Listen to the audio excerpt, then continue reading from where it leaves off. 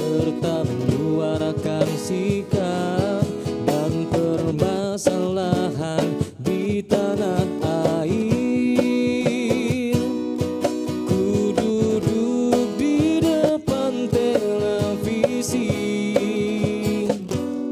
sambil ngopi, ku tonton siaran TVRI Bengkulu. Segala informasi teraktual ada di Berendo TVRI Bengkulu, media pemersatu bangsa. Media pemersatu bangsa. Assalamualaikum warahmatullahi wabarakatuh. Halo pemirsa TVRI Bengkulu, apa kabar Anda? Semoga selalu dalam keadaan sehat dan tentunya masih semangat dalam menjalankan aktivitas hingga saat ini. Pemirsa TVRI Bengkulu, senang sekali saya Friko Zuhri kembali menjumpai Anda tentunya dalam program Berendo. Seperti biasa, kali ini kita akan membahas tema-tema menarik berkaitan dengan pemilu. Nah pemirsa, kali ini sudah hadir di studio TVRI Bengkulu Mbak Anastasia Pase, perwakilan dari akademisi. Assalamualaikum Mbak. Waalaikumsalam. Gimana kabarnya, sehat? Sehat, alhamdulillah. Alhamdulillah. Tadi dari mana nih kegiatannya? Ya, mondar-mandir lah ya. Mondar-mandir ya. Alhamdulillah sehat. Alhamdulillah. Semoga Mas Riko dan pemirsa TVRI semuanya sehat selalu. Oke, baik. Ya. Terima kasih banyak sudah menyempatkan waktunya untuk hadir di studio TVRI Bengkulu. Dan pemirsa TVRI tentunya hari ini juga sudah hadir Yoanda Audrey Tama, ini perwakilan dari BEM atau Badan Eksekutif Mahasiswa dari Universitas Bengkulu. Ya. Assalamualaikum Audi. Waalaikumsalam. Gimana kabarnya? Alhamdulillah baik. Alhamdulillah baik ya. Tadi dari kampus ke sini? Ya, dari kampus. Apa nih kegiatan BEM sekarang nih? Ya, biasa kalau BEM sekarang tentu pengawalan pilkada jalan, Oke. kemudian agenda-agenda yang bersifat terjadwal, program kerja, nah itu yang sedang disiapkan. Itu sih. Oke, baik. Terima kasih banyak sudah menyempatkan waktu untuk hadir di studio TVRI Bengkulu. Dan pemirsa TVRI, kali ini kita membahas tema terkait dengan antisipasi sengketa pilkada. Dan memang kita ketahui saat ini memang dalam proses pilkada serentak 2024 yang nanti akan berlangsung pada November mendatang, yakni di tahun 2024 itu sendiri. Nah, kalau kita bicara terkait dengan tema hari ini, yakni sengketa pilkada. Dan temanya adalah antisipasi sengketa pilkada. Bicara soal pilkada 2024 ini pastinya menjadi pembahasan yang menarik karena ini diikuti oleh seluruh masyarakat. Ini menjadi pesta demokrasi untuk kita semua. Nah, mungkin dari mana sendiri melihat pilkada 2024 saat ini seperti apa sih? Mungkin dari pandangan mana? Siap, terima kasih ya untuk semuanya. Jadi kalau pilkada di Bengkulu, saya tahun ini benar-benar menarik. Iya. Ya. Belum mulai aja udah mulai panasnya udah kelihatan, terutama pemilihan gubernur dan wakil gubernur ya. Nah, kalau menurut saya pribadi ya, untuk saat ini lebih menarik kita dalam pemilihan gubernur dan wakil gubernurnya, karena panasnya udah mulai berasa. Masing-masing pihak mulai saling menyerang.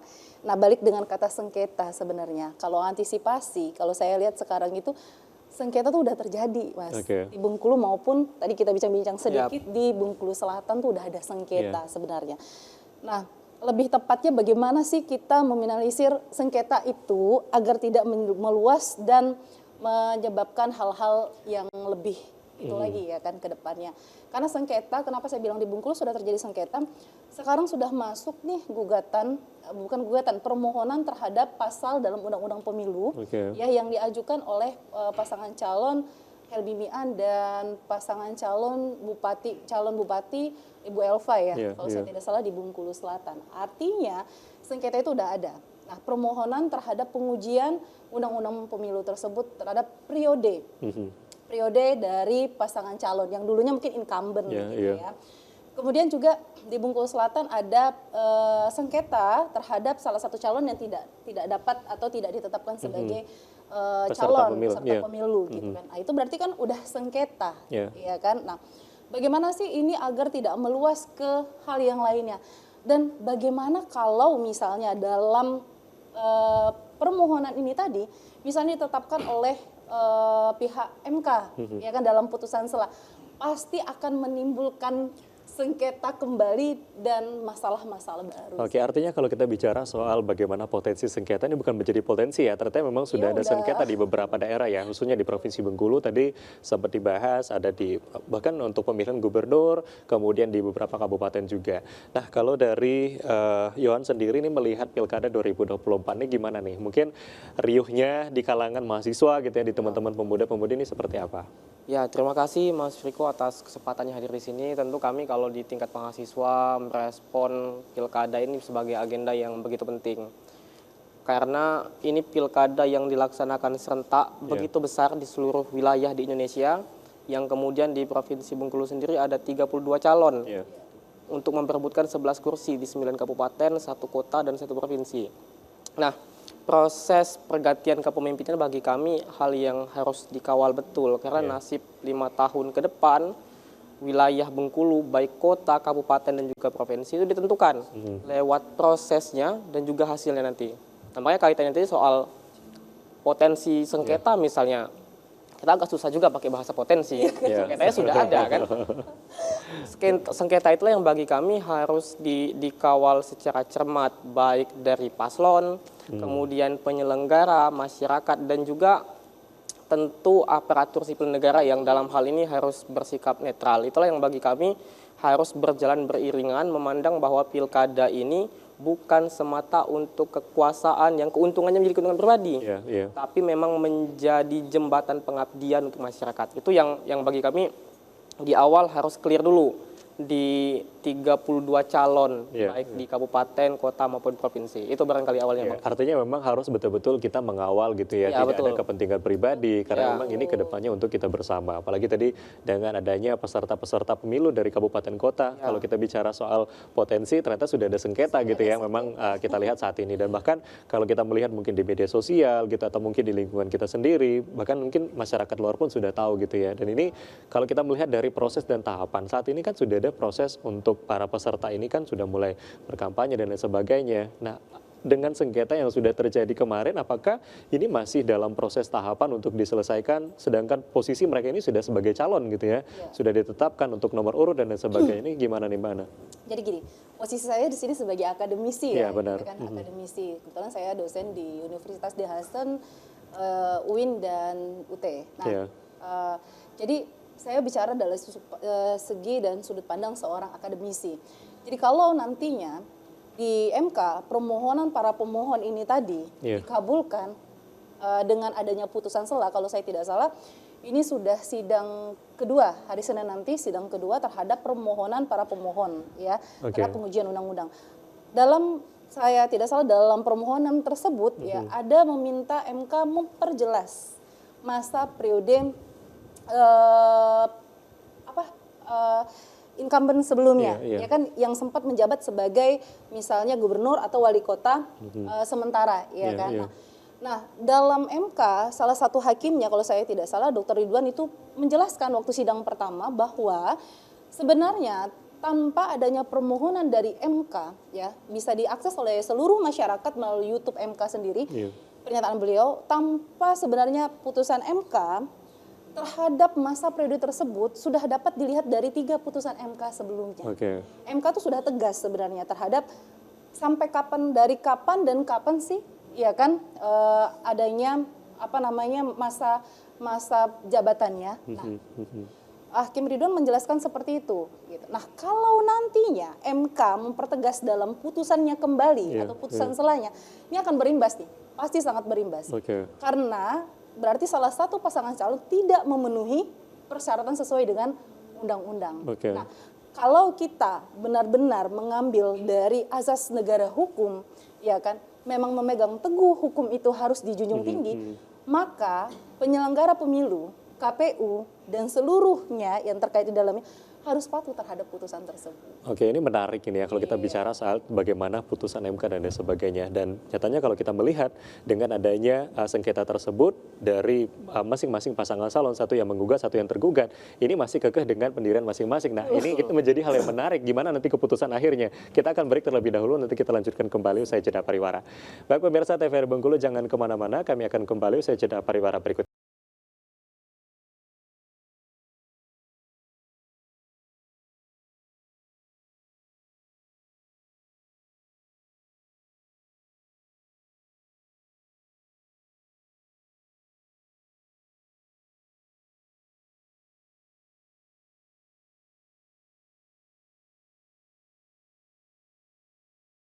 Terima kasih pemirsa TVRI Bengkulu, Anda kembali menyaksikan Berendo masih bersama saya Friko Zuhri, tentunya dalam tema kali ini antisipasi sengketa pilkada bersama dengan Mbak Anastasia Pase selaku akademisi dan juga Yohanda Audrey Tamah dari BEM Universitas Bengkulu. Baik, terkait dengan pembahasan kita nih sengketa pilkada. Nah, memang saat ini proses dari pilkada sudah berjalan dan kita tinggal menghitung hari gitu ya untuk nanti bagaimana proses pemilihan ini berlangsung di bulan November mendatang. Nah, untuk perjalanan proses saat ini dengan adanya sengketa dan lain sebagainya. Nah, proses seperti ini kan memang harus dikawal gitu ya. Kita melihat bersama nanti bagaimana tadi disampaikan keputusan MK dan lain sebagainya. Kalau dari Yon sendiri melihat seperti apa nih? Mungkin dari mahasiswa yang juga ikut mengawal gitu ya. Untuk bagaimana nanti pemimpin kita Bengkulu ini bisa benar-benar mendapatkan sosok pemimpin yang dengan hasil yang baik lah katakanlah seperti itu. Gimana nih Yon? Ya, pertama kami memegang prinsip bahwa demokrasi kita itu adalah demokrasi konstitusional. Artinya demokrasi yang dijalankan berdasarkan konstitusi. Komitmen kami BEM Universitas Bengkulu bersama kawan-kawan mahasiswa sebengkulu tetap sama. Misalnya ketika pemilihan presiden lalu, kami jelas sikap kami bahwa misalnya ketika ada potensi atau dugaan, ada peraturan dari perundang-undangan dilanggar, maka kami bersikap. Misalnya di waktu Pilpres kemarin kan kami begitu kuat kan menyoroti soal dugaan pelanggaran konstitusi perubahan usia itu. Iya. Nah, artinya di Pilpres lalu kami sudah kasih peringatan bahwa kami akan mengawal dengan baik. Artinya pun sama perlakuannya dengan pilkada. Bahwa proses pengawalan, proses pilkada itu kami yakini harus betul sesuai dengan peraturan perundang-undangan yang berlaku, harus sesuai dengan konstitusi. Karena kenapa? Karena efek pasca dari sengketa itu yang kami khawatirkan. Karena seperti ini, kita ini mau bicara soal demokrasi kita ini masih terbilang cukup muda. Secara usia, kemudian secara sikap atau karakter pun juga masih belum dewasa kan. Kita melihat misalnya ketika sudah ada putusan sengketa misalnya, sudah ada yang menang ada yang kalah. Kedewasaan dari calon-calonnya ini pun kami melihat belum ada kedewasaan yang begitu baik kan. Artinya apa? Ada potensi untuk menurunkan ketidaksukaan terhadap putusan kepada para pendukung. Artinya apa?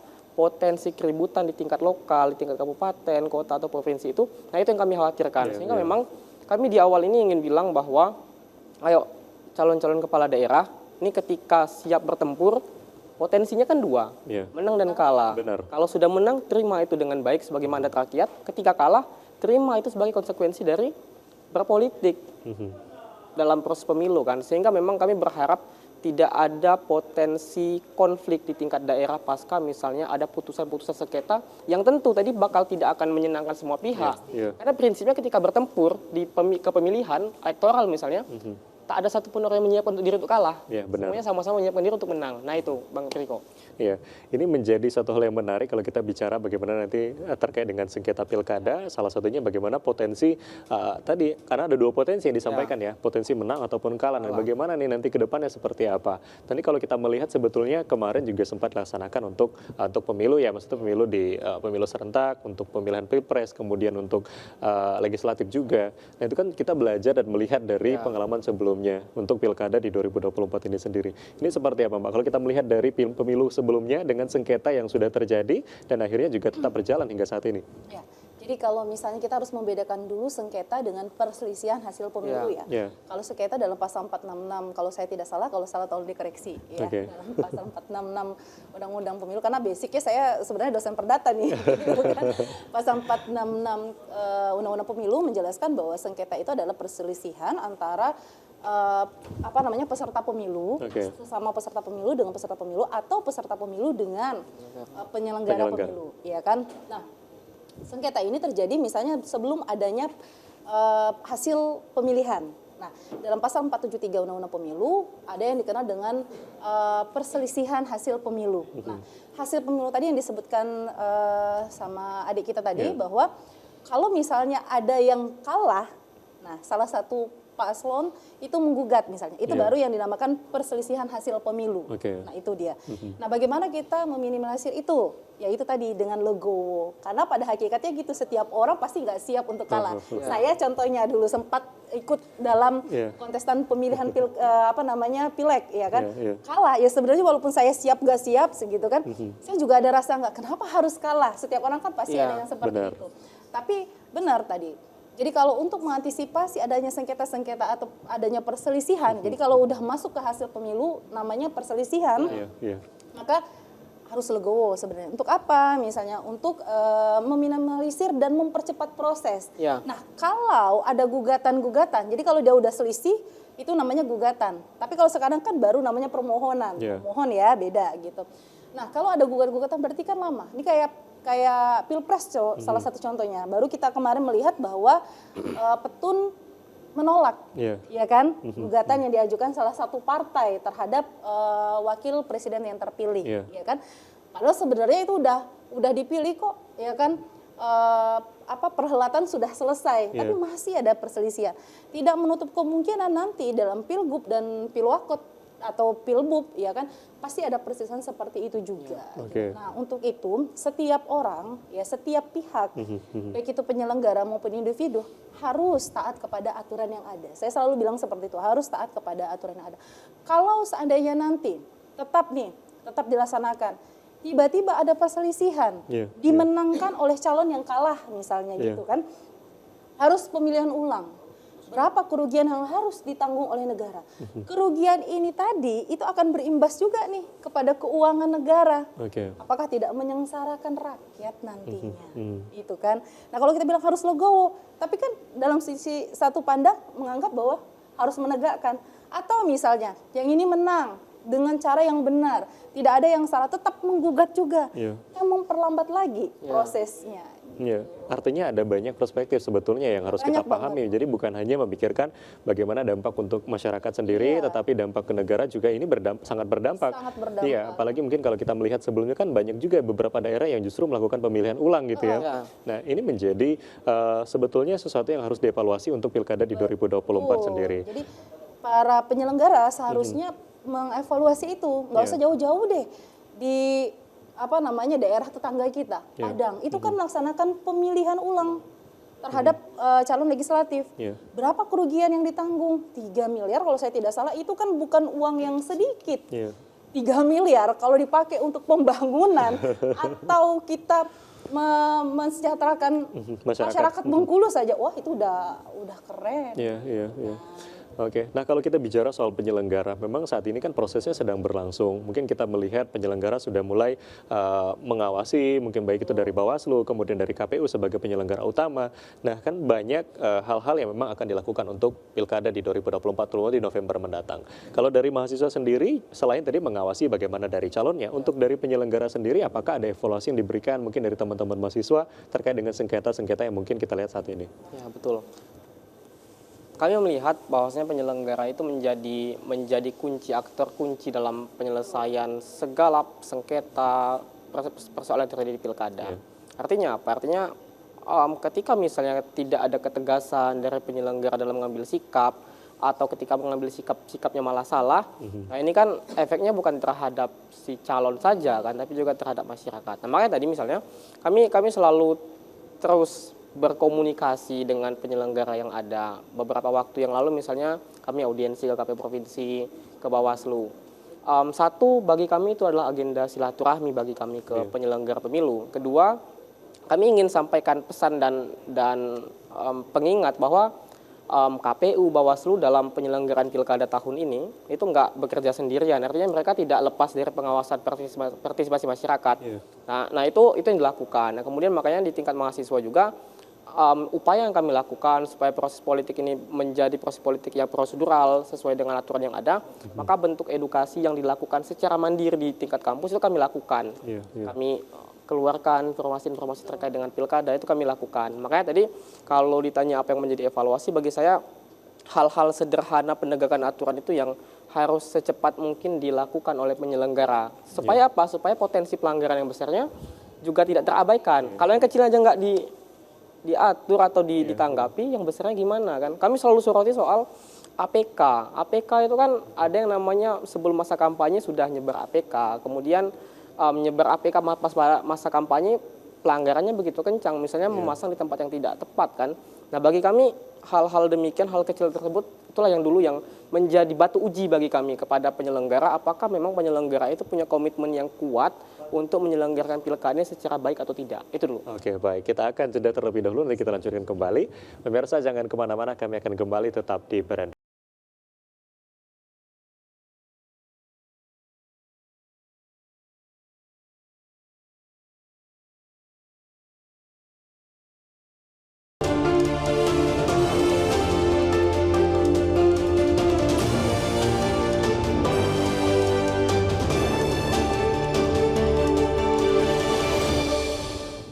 Terima kasih pemirsa TVRI Bengkulu, Anda kembali menyaksikan program Berendo, tentunya masih bersama saya Afriko Zuhri dalam tema kali ini terkait dengan sengketa pilkada.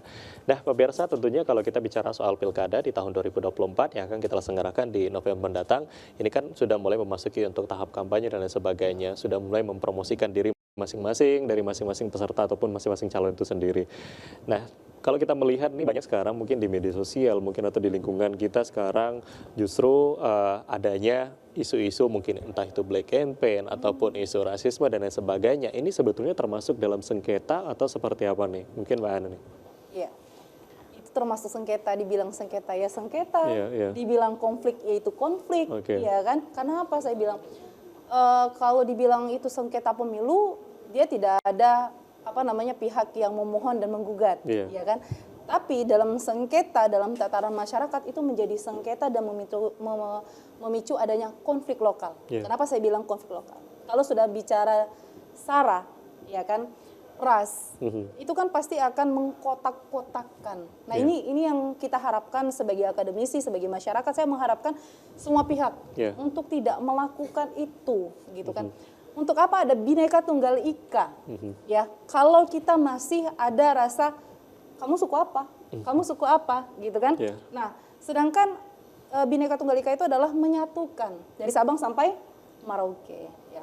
Itu menjadi sebuah sengketa dalam tataran masyarakat yang akan memunculkan konflik lokal. Oke. Itu menurut saya. Kemudian adanya black campaign. Aha. Jangan tutup mata deh untuk itu. Itu udah mulai terjadi loh, Iya. ya kan, saling menjelekkan. Yang satu bilang hoax atau hoax saya nggak ngerti, Iya, ya kan, hoax. ya kan, hoax ya, kan? Iya. Gitu kan. Pintar ngomong, kadang pintar nulis tapi pas ngomong belepotan orang kita, gitu kan. Jadi menyebarkan isu-isu yang tidak benar. Satu lagi menyerang lagi yang Iya. seperti itu. Nah, sehingga masyarakat dibuat bingung nih. Alangkah baiknya jika masyarakat kita tuh diberikan edukasi, Iya. ya kan? Saya ngelihat sekarang, siapa tahu penyelenggara pemilu ya melihat kita dan menonton kita. Iya. Cobalah untuk memberikan edukasi ke masyarakat, mulai turun ke masyarakat. Ini loh salah satu isu yang tidak benar. Iya. Ini loh seharusnya yang tidak boleh dilakukan para peserta pemilu dan tim-timnya, ya kan? Sehingga masyarakat jadi tercerahkan. Oh, berarti ini nggak benar nih, Iya. ya kan? Seperti itu. Kemudian, ya, mohon maaf sekali lagi, Iya. budaya wanipiro, ya, iya kan? Itu sudah sangat dianggap lumrah di Iya. kita. Iya. Nah, hal tersebutlah seharusnya yang dicegah. Untuk apa? Untuk agar Bengkulu, terutama Provinsi Bengkulu dan Kabupaten Kota Bengkulu mempunyai pemimpin-pemimpin yang benar-benar berkualitas Iya. dan membangun dengan baik. Itu loh maksudnya. Agar apa? Agar negara tidak dirugikan kembali. Kalau adanya politik uang, kemudian tertangkap tangan, akhirnya kan jadi sengketa kan, Iya, jadi konflik kan, dan itu akan masuk ke dalam perselisihan hasil pemilu kan sebagai salah satu bentuk kecurangan. Apa nggak kacau nantinya? Nah, semoga penyelenggara pemilu ikut andil dari sekarang, ya kan, ikut mengawasi dan Iya. rekan-rekan mahasiswa, Yowan dan teman-temannya serta mahasiswa lain di universitas lain juga ikut andil di sana, gitu Mas. Iya benar, jadi kalau kita melihat memang saat ini mungkin kita tidak menutup mata gitu ya. Iya. Banyak sekali kita lihat di media sosial, bahkan di lingkungan kita sendiri. Tadi ada namanya mungkin terkait dengan isu-isu SARA, terkait dengan rasisme dan lain sebagainya. Apalagi black campaign yang justru calon ini sudah saling jelek-menjelekan. Yang ini memberikan konsumsi publik yang tidak baik gitu ya. Atau masyarakat ini akhirnya tidak teredukasi dengan baik. baik. Nah seperti apa nih kalau Yon sendiri melihat mungkin justru banyak kalangan mahasiswa sekarang justru lebih lebih protek diri karena mungkin pengguna media sosial sendiri kan kebanyakan dari teman-teman pemuda gitu ya. Artinya kan memang banyak yang mengkonsumsi publik seperti itu anak-anak muda saat ini. Ini gimana nih Yon? Ya, gini. Kami bicara misalnya di sekretariat mahasiswa itu kan selalu bilang bahwa ini pilkada tahun ini jadi pilkada yang bagi kami begitu tidak ideal. Yeah. Jadi kami itu ini tatanan pada pembicaraan di media sosial ya. Yeah. Karena kita ini kan sebagai pemilih itu punya prinsip, misalnya kami di kalangan mahasiswa itu harusnya masih ya kita berada demikian bahwa yang kami pilih itu adalah mana gagasan yang terbaik. Betul. Tapi tadi bentuk deliver informasi soal gagasan misalnya, nih saya punya program ini untuk kamu, itulah yang akan jadi alasan bagi kamu untuk memilihkan saya. Nah itu yang bagi kami hari ini kami lihatnya tertutupi oleh perdebatan-perdebatan soal tadi black campaign, perdebatan-perdebatan soal saya suku ini, saya ras ini misalnya kan. Jadi ya saya pikir ini tidak terjadi secara organik juga ya, tidak secara yang perdebatannya muncul antar masyarakat. Saya pikir memang pola-pola pengerahan pasukan media sosial atau buzzer itu adalah pola-pola yang saya nggak bilang siapa yang melakukan. Saya bilangnya dugaan lah ya biar aman kan. Dugaannya kan begitu kan. Cari aman. Dugaannya begitu, di semua calon itu punya tim media sosialnya sendiri atau sosial media spesialis lah biar agak lebih keren kan. Kalau buzzer kan agak gimana gitu kan. Sosial media spesialis punya semua kan, baik di tingkat gubernur atau wali kota ataupun bupati kan. Nah kami ingin bilang gini, ayo dong minta tolong kepada calon-calon yang ada. Ya, kalaupun memang misalnya perdebatan soal suku dan sejenisnya black campaign tadi muncul, kami berharap itu bukan muncul yang memang disetel atau mau diatur oleh calon. Tapi kami berharap sosial media spesialis atau tim pemenangan dari masing-masing calon itu untuk mulai distribusikan gagasan. Karena misalnya kita buka TikTok itu ya Bang, algoritmanya itu yang muncul ada soal konflik, ini soal yang ini itu, soal keributan, soal saling klaim program dan sebagainya. Enggak ada lagi pembicaraan soal kami calon ini bawa ide ini, kami calon ini bawa ide ini kan. Jadi makanya kalau saya sekarang itu masih dalam posisi yang saya abu-abu mau milih siapa karena tahu idenya juga enggak kan. Penjelasannya ya kalau dibilang enggak ada ide salah juga kan, visi misinya ada. Programnya ada, tapi penjelasan soal bagaimana visi itu bisa berjalan, bagaimana program itu bisa berjalan, nah itu yang kami masih bertanya-tanya kan. Misalnya kita nggak usah bilang produknya apa ya, kalau produknya apa nanti kan menjurus kan.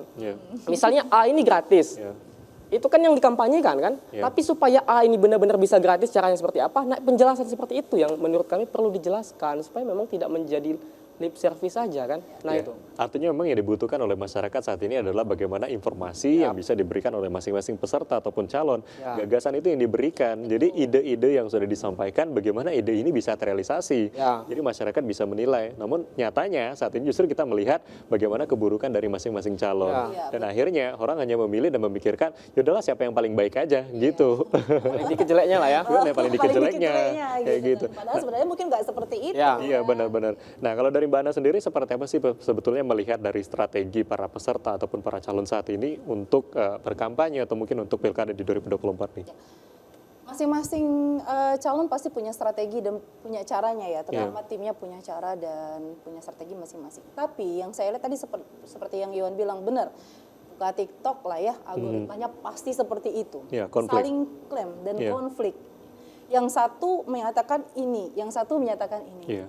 Nah, maksud saya coba jangan ambil program yang itu-itu saja gitu loh. Kenapa nggak munculkan program-program baru, ya kan? Kemudian kalau saya lihat ya sekarang tuh masih, ya itu tadi saya lihat masih adanya memojokkan suku dan ras. Nah ini yang sangat parah. Kalau saya melihat dari sisi pandang saya bahwa itu sangat parah. Kenapa? Karena itu kan sebenarnya nggak mencerminkan Bhinneka Tunggal Ika.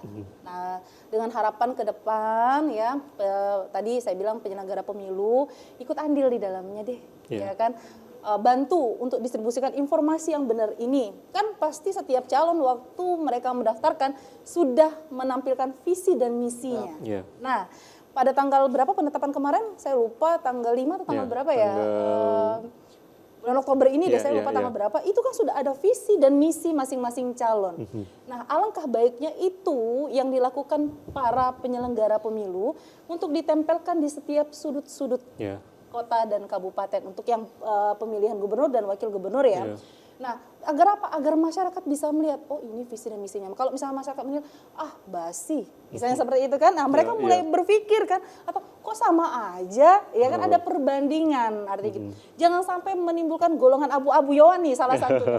Ini berpeluang besar bakal golput dan itu merugikan loh. Ya betul. Merugikan, jangan sampai ya. Jadi dalam acara ini, mudah-mudahan kedepannya setelah ada acara ini, penyelenggara pemilu makin aktif dan tidak ada golongan abu-abu yang akhirnya nanti menjadi golongan golput. Ya, Oke. ampun kita kalau ada yang kayak gitu kan.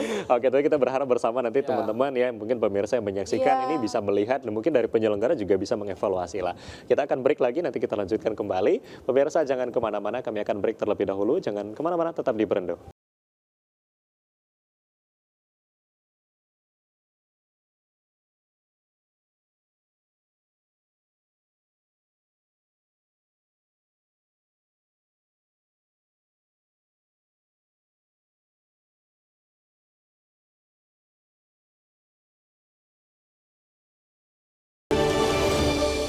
Terima kasih pemirsa TVRI Bengkulu, Anda kembali menyaksikan Berendo masih bersama saya Friko Zuhri, dan tentunya berkaitan dengan tema kali ini membahas sengketa pilkada. Nah, tadi tidak sempat membahas sedikit tadi di segmen sebelumnya terkait dengan money politik. Ini menjadi pembahasan yang menarik sih menurut saya, karena ini mungkin kalau kita melihat di masyarakat, mungkin seluruh masyarakat pun sudah tahu ini bukan menjadi pembahasan yang tabu gitu ya. Nah, tapi masih tetap ada, dan mungkin dalam pemilihan ataupun pilkada maupun pemilu ini masih sering terlihat, mungkin masih ada di kalangan masyarakat kita nih. Kalau dari Yohan sendiri ini seperti apa menyikapi dengan adanya money politik gitu ya saat ini? Mestinya penyelenggara ataupun mungkin kita sebagai masyarakat apa sih sebetulnya bisa kita lakukan gitu ya? Ya betul. Jadi pertama jawabnya saya prinsip dulu. Saya prinsip memang tidak bisa dibenarkan money politik. Apapun alasannya. benar. Mau alasan A, B, C tidak pernah bisa dibenarkan. Benar tetap benar, salah tetap salah kan. Maka dalam hal ini kita harus bilang kepada masyarakat tidak pernah ada yang namanya money politik itu bisa dibenarkan. Apalagi ketika diberi uang malah memilih memberi uang itu. Nah, tapi tadi kita akan ditemukan pada realita sosial kan di tengah masyarakat kita, bahwa masyarakat kita itu sudah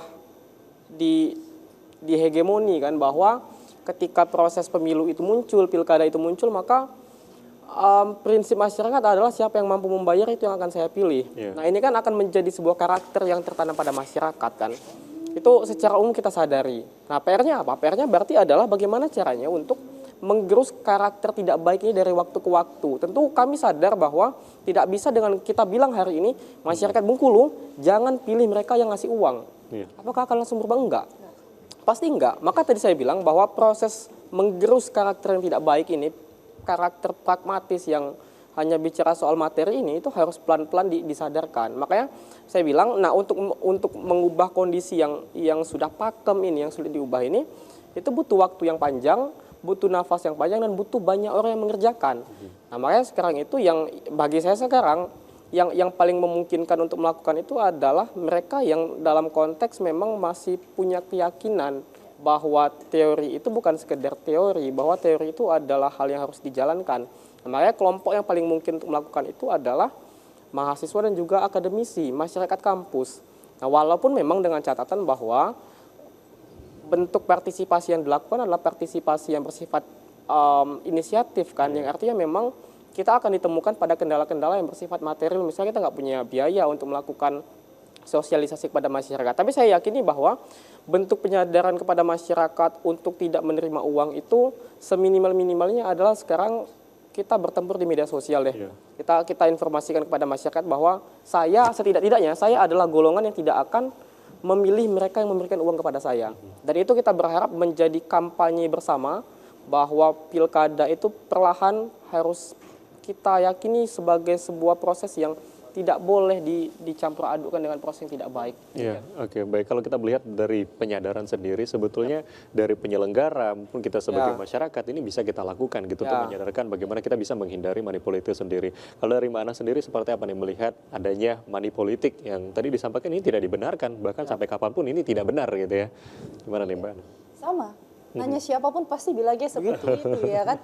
Nggak bisa dibenarkan, itu tidak benar. Sekalipun misalnya uang capek, uang lelah, uang apresiasi. Bensin. Iya kan, uang bensin. Kenapa? Biar masyarakat berbondong-bondong datang ke TPS, Iya. ya kan? Karena kan mereka meluangkan berapa waktunya untuk melakukan pemilihan berpanas-panasan, jadi ada uang capeknya. Capek. Benar, kalau kita ngomong sekarang, sok nian ibu itu, ya atau sok nian adik itu, Ahok dikasih enggak juga, gitu kan bahasa orang kita kan gitu kan. Nah, tapi setidaknya saya selalu bilang ke diri saya dan keluarga saya, aneh kadang papa saya juga bilang, kok di rumah kita udah dia yang datang yuk, ngasih kita duit gitu. Saya bilang, ya ampun segitunya gitu kan, kok yang itu dapat kita nggak ada ya, nggak ada yang berani. Saya bilang, karena mereka mungkin orang tahu prinsip kita bahwa ya kita nggak akan terima yang seperti itu. Gitu. Nah, kalau kita sudah membangun pada diri kita sendiri dan keluarga kita, otomatis itu akan membudaya sampai ke bawah. Jadi dari diri masyarakatnya sendiri. Mau pemilih yang benar atau nggak benar, ya kan? Jangan cuman gara-gara uang hancurlah Bengkulu untuk 5 tahun ke depan. Ya kan, jangan sampai gitu. Jangan juga gara-gara uang nanti setelah dipilih pada ngeluh. Ay, ngapu pulonya saya itu. Padahal nggak sadar tadi di PS tuh milih siapa, jangan sampai maksudnya gitu kan. Nah itulah tadi kata Yon bener. Sekarang yuk sama-sama ya perangi itu dari diri kita sendiri. Penyelenggara juga harus aktif, ya kan. Kemudian aparat penegak hukum APH mulai menyisir, ya kan, yang mana kelihatan ada taktik-taktik yang seperti itu, mohon untuk segera diingatkan dulu, ya kan, jangan sampai itu terjadi di lapangan. Kenapa? Itu akan menghancurkan masyarakat kita, provinsi kita, dan menghancurkan moral dan akhlak. Jangan sampai. Ya, artinya memang kita melihat dari kesadaran diri sendiri terlebih dahulu. Itu mungkin menjadi prinsip gitu ya. Tadi disampaikan oleh Mana, kalau kita sudah punya prinsip ya orang juga tidak berani untuk mendekat gitu ya. Nah, tapi kalau kita melihat juga mungkin dari peran penyelenggara, kemudian peran dari partai politik, ini salah satu perannya adalah memberikan pendidikan politik. Nah, ini kan pendidikan politik kepada masyarakat. Namun sejauh ini seperti apa sih kalau kita melihat pendidikan politik yang sudah diberikan? Karena banyak justru masyarakat belum paham gitu. Politik ini seperti apa sih, alurnya bagaimana, terus bagaimana sih sistemnya. Nah, itu masih belum tersampaikan gitu kepada masyarakat bagaimana pendidikan politik yang baik. Gimana nih Yon? Ya, jadi sebelum ke sini tadi ke perpustakaan, baca buku kan. Jadi ada yang saya lupa siapa yang nulis kan. Tapi ada yang mencoba mengkaitkan bagaimana proses politik itu dengan berhasil atau gagal sebuah negara. Nah, makanya di beberapa tulisan dia mengkompilasi beberapa esai yang ditulis oleh baik itu dari akademisi maupun dari jurnalis, dia bilang bahwa Indonesia ini negara gagal. Negara gagal itu karena proses politiknya tadi yang amburadul tadi, yang buruk sekali tadi kan. Nah, makanya tadi soal itu saya mau bilang sebenarnya proses pendidikan politik itu kan kewajiban partai politik kan. Kita tidak menegasikan yang lainnya boleh untuk memberikan pendidikan politik, tapi kewajiban utamanya itu ada di partai politik karena didanai oleh negara untuk menyelenggarakan pendidikan politik. Nah, tapi yang menarik sekarang itu saya lihat bahwa proses pendidikan politik itu seharusnya didapatkan oleh tiap-tiap kader partai politik itu melalui proses kaderisasi partai politik. Nah, tapi yang kita lihat hari ini, saya tidak melihat partai politik itu menjalankan proses kaderisasi partai politik kan.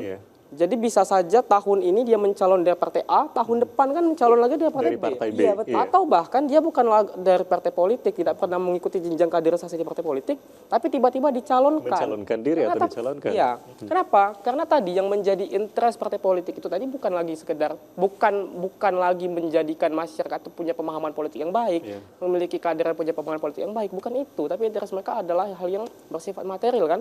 Bahwa oke, kita menang. Nanti dulu soal proses kaderisasi, soal penanaman nilai ideologis dari tiap-tiap partai politik, nanti dulu itu. Masyarakat itu tidak paham udah kayak apa ideologi partai politik.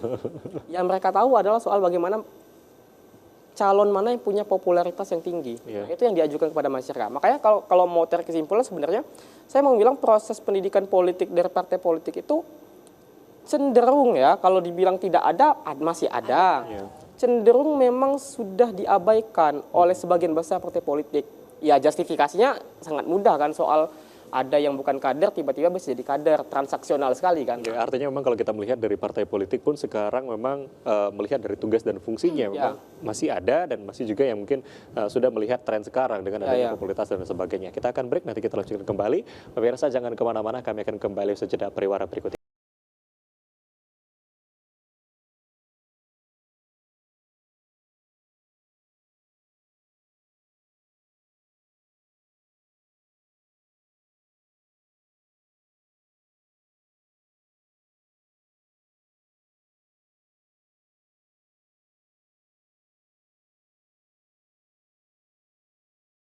Terima kasih pemirsa TVRI Bengkulu, Anda kembali menyaksikan Berendo masih bersama saya Afriko Zuhri dalam tema kali ini sengketa pilkada. Nah, bicara terkait dengan sengketa, mungkin kita melihat proses pilkada yang sedang berjalan. Nah, gimana nih harapan kita ke depan agar mungkin masyarakat pun bisa mengerti bagaimana proses penyelenggaraan dengan baik, pilkada ini bisa terselesaikan, juga mendapatkan hasil yang baik nanti ke depan. Nah, kalau dari Mbak Ana sendiri, apa sih yang, agar masyarakat juga melihat dan juga sadar gitu bisa mengawal bersama agar nanti ke depan nih sengketa pilkada ini tidak terjadi dan mungkin ada hasil yang baik lah nantinya. Oke, terima kasih. Jadi kalau dibilang sengketa pilkada tidak terjadi, sengketa pilkada Sudah terjadi ya. Sudah terjadi. Kita berdoa saja apabila misalnya memang kemungkinan terburuk MK mengabulkan salah satu permohonan dari paslon, artinya memang kemungkinan besar bakal ada hanya satu paslon, ya kan, yang bakal berkontestasi di pemilihan Pilgub Bengkulu. Nah, saya ya selaku akademisi berharap bahwa kedepannya penyelenggara pemilu itu lebih aktif dalam mengedukasi masyarakat, ya kan, memberikan edukasi politik yang lebih menyeluruh kepada masyarakat.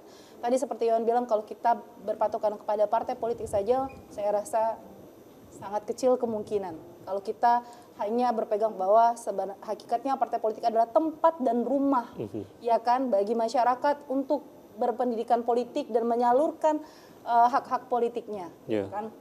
Tapi untuk sekarang yuk sama-sama, baik masyarakat, penyelenggara pemilu, pasangan calon, mari kita sama-sama berpolitik yang elok dan bagus serta sesuai dengan prinsip-prinsip dari negara kita, asas-asas negara kita dan ciri khas, ya kan, dari bangsa Indonesia, yaitu ramah tamah dan tidak saling menyerang dan tidak mengotak-ngotakan suku, ras siapapun itu. Selama dia masih warga negara Indonesia, maka selama itu juga darah kita masih sama-sama merah. Oke, baik. Mungkin kalau dari Yohan sendiri nih seperti apa kita menyikapi terkait dengan tema kita pada hari ini terkait dengan sengketa pilkada dan bagaimana juga masyarakat bisa menyadari dengan adanya pendidikan politik yang baik untuk ke depan juga hasil yang lebih baik. Ya betul, untuk hasil yang baik kami percaya itu bermula dari input yang baik juga kan. Makanya satu unsur pembentuk di masyarakat itu harus segera mungkin kita sadari ada yang tidak bagus dan harus segera diperbaiki. Kemudian kami ingin bilang juga bahwa proses sengketa di pilkada itu adalah hal yang tidak bisa dihindari. Tinggal lagi adalah bagaimana masing-masing calon itu menghargai keputusan yang ada nantinya. Misalnya kalau sudah diputuskan di MK kan sudah bersifat final dan binding kan, nggak bisa diganggu lagi. Artinya tolong hargai keputusan itu.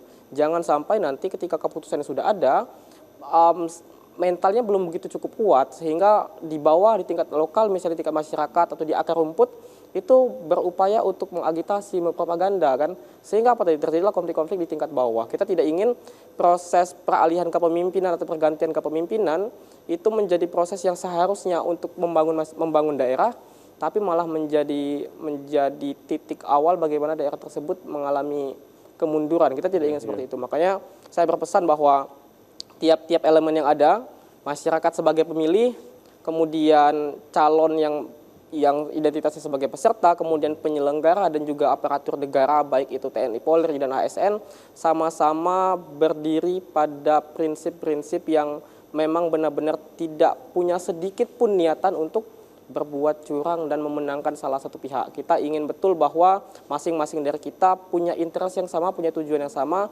perbaikan daerah, perbaikan negara kita. Itu barangkali Bang Friko. Oke, boleh sampaikan sedikit mungkin pesannya untuk generasi muda karena memang dalam pemilu ini salah satu pemilih terbanyak adalah generasi muda ya. Generasi muda, betul. Iya, Gen Z dan juga Gen Milenial. Nah, mungkin bisa disampaikan untuk mengajak para generasi muda ini bisa berpartisipasi dalam Pilkada 2020. Ya, betul. Untuk generasi muda ya, pesannya gini, bahwa unsur terbesar pemilih hari ini adalah golongan muda. Artinya apa? Partisipasi kita itu menjadi partisipasi yang diperhitungkan oleh calon kepala daerah. Artinya apa? Suara kita, aspirasi kita hari ini itu adalah barangkali yang menjadi patokan utama bagi calon kepala daerah itu ingin seperti apa. Makanya kehadiran kita itu satu yang harus dipastikan adalah soal partisipasi. Jangan sampai di hari H pemilihan kita nggak datang ke TPS untuk memilih. Itu dulu. Yang kedua adalah berpartisipasi yang bermakna. Partisipasi bermakna tadi harus satu tingkat daripada partisipasi memilih. Tapi sudah harus pada tahapan berpartisipasi untuk juga menyampaikan sebenarnya apa yang kami inginkan. Sehingga kita berharap betul bahwa gagasan yang dibawakan oleh calon kepala daerah nantinya adalah hal yang memang benar-benar menjadi aspirasi golongan muda. Karena kenapa? kita yang hari ini yang masih muda ini yang ke depan akan terkena dampak dari calon yang kita pilih kan. Baik buruknya kita yang kena dampak. Dan baik dan buruknya juga salah satu yang menentukan itu kita sendiri. Jadi ayo generasi muda kita sama-sama partisipasi aktif dan partisipasi bermakna dalam pilkada serentak khususnya di Provinsi Bengkulu tahun ini. Oke, baik. Terima kasih banyak Mana sudah menyempatkan waktu hadir. Terima kasih banyak Yohan sudah hadir di Studio TVRI Bengkulu. Dan pemirsa TVRI Bengkulu, berakhir pula pembahasan kita kali ini terkait dengan antisipasi sengketa pilkada. Dan mari kita berharap untuk pilkada serentak 2024 ini bisa berjalan dengan baik. Dan mari berpartisipasi untuk menentukan sosok pemimpin yang bisa memimpin Bengkulu 5 tahun ke depan dan membawa perubahan yang baik nantinya. Akhirnya saya Friko Zuhri mewakili seluruh kerabat kerja yang bertugas pamit undur diri. Terima kasih atas perhatian Anda. Wassalamualaikum warahmatullahi wabarakatuh. Saksikan penampilan dari Bengkulu Project. Terima kasih banyak. Terima kasih.